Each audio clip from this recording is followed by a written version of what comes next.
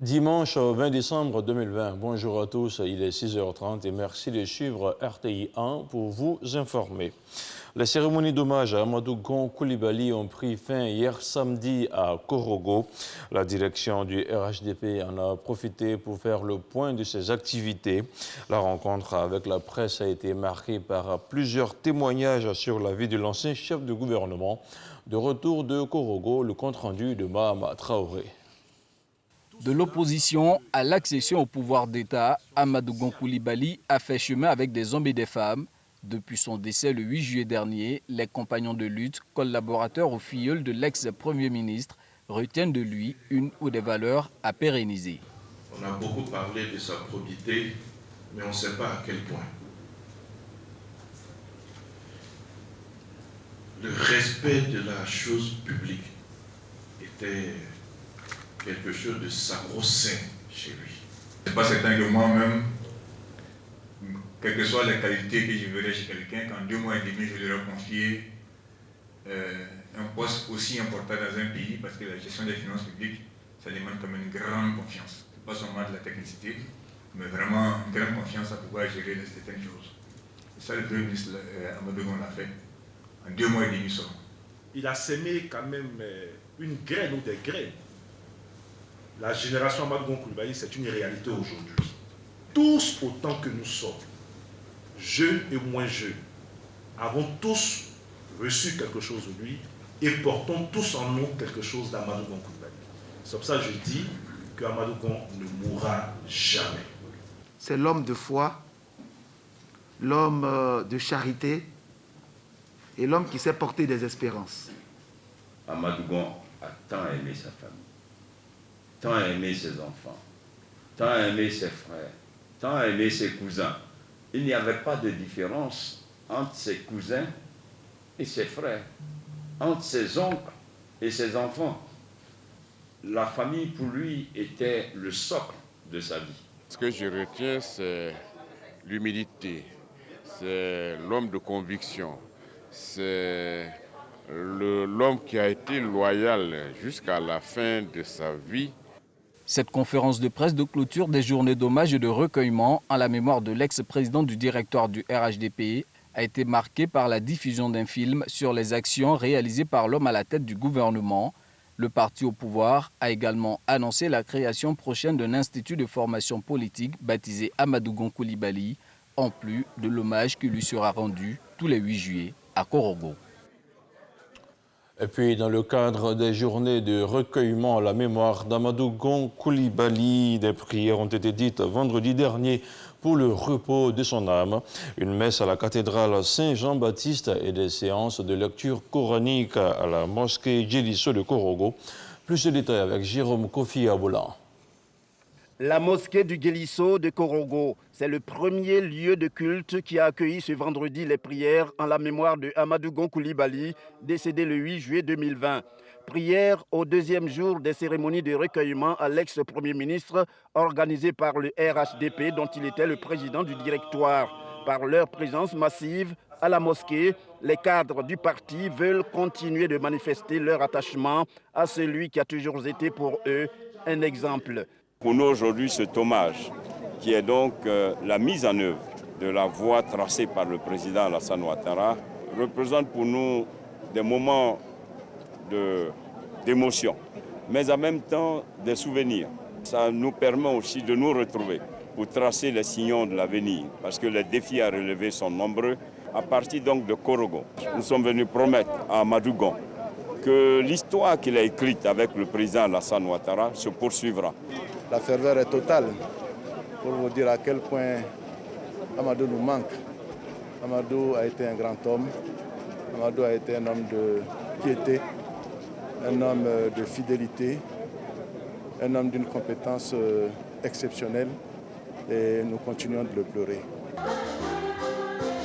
D'un lieu de culte à un autre pour l'hommage à Amadou Gon Coulibaly, la cathédrale Saint-Jean-Baptiste de Korogo, qui pour la circonstance a réuni plusieurs fidèles, au nombre desquels des membres de la famille politique de l'ancien Premier ministre tombé à la tâche. Comme à la mosquée Guélisso de la dite ville, il s'agit pour le RHDP de prier pour le repos de son âme. C'est justement au nom du directeur exécutif du parti que le ministre Paulin-Claude Danhaut s'est félicité de la tenue de cette messe. En tant que maire de Korogo, c'est lui qui a pris en main l'organisation de la fête du Pallium de Monseigneur Marie-Daniel Dadier. Nous en sommes témoins. Et ses œuvres sont nombreuses pour rassembler les fils et les filles de Côte d'Ivoire. Nous sommes donc venus nous inspirer des valeurs qu'il a portées. Et nous sommes heureux d'être ici, dans cette église cathédrale Saint-Jean-Baptiste de Korogo, pour prier pour son repos éternel. Animations tous azimuts, chants, danses et autres évocations à la gloire de Dieu ont également marqué ce moment de prière en hommage à Amadou Gon Coulibaly, ce digne fils que la Côte d'Ivoire, dirigée par le président Alassane Ouattara, n'oubliera jamais.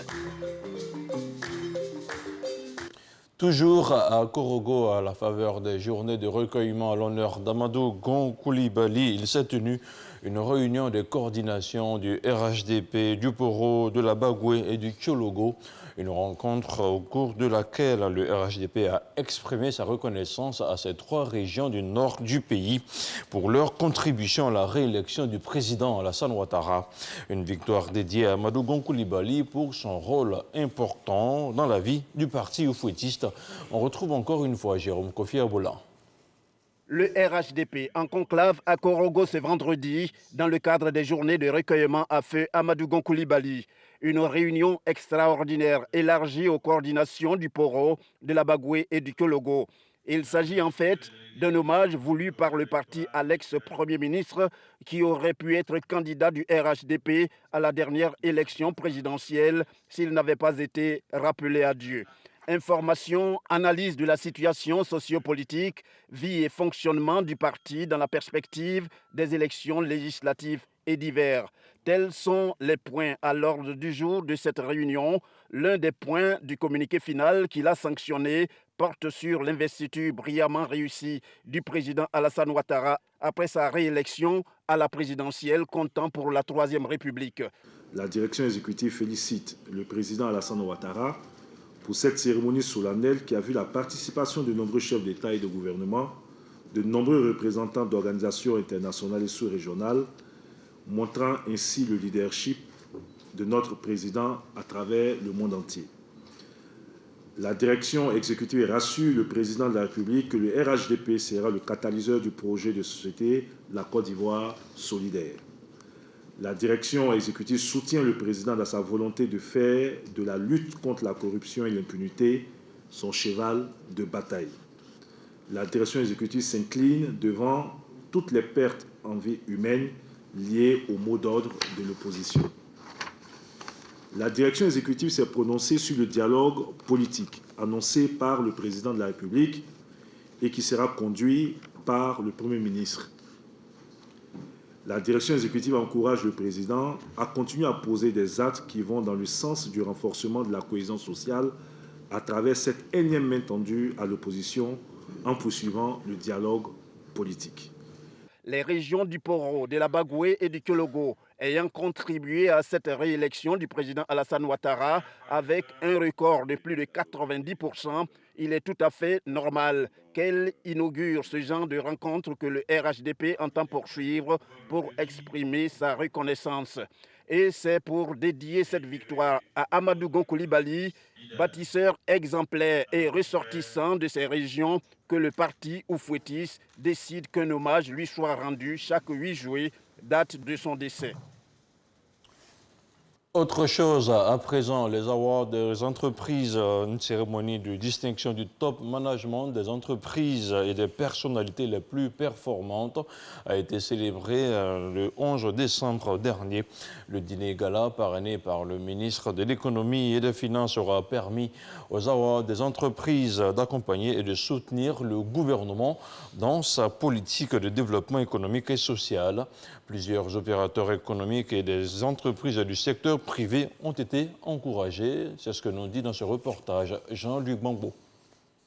Pour sa deuxième édition, la cérémonie des awards des entreprises et des institutions socio-économiques a réuni quelques 500 convives du monde des affaires et du secteur parapublic, ainsi que des hautes autorités gouvernementales, diplomatiques et parlementaires. Autour du ministre de l'économie et des finances, Adama Coulibaly, parrain de la dite cérémonie, ils sont venus accompagner et soutenir le gouvernement dans sa politique de développement économique et social, mais également encourager les opérateurs économiques et les entreprises du secteur privé. L'institution de cette cérémonie annuelle nous donne l'occasion de nous retrouver et de manifester notre adhésion à la promotion de l'excellence, étant entendu que les avoirs des entreprises favorisent une saine émulation au sein du secteur privé. Je note que cette deuxième édition met l'emphase sur la résilience de l'État. Plusieurs entreprises et personnalités se sont ainsi vues décerner des prix, comme le Premier ministre Ahmed Bakayoko, qui a reçu le super prix d'excellence Award des Awards.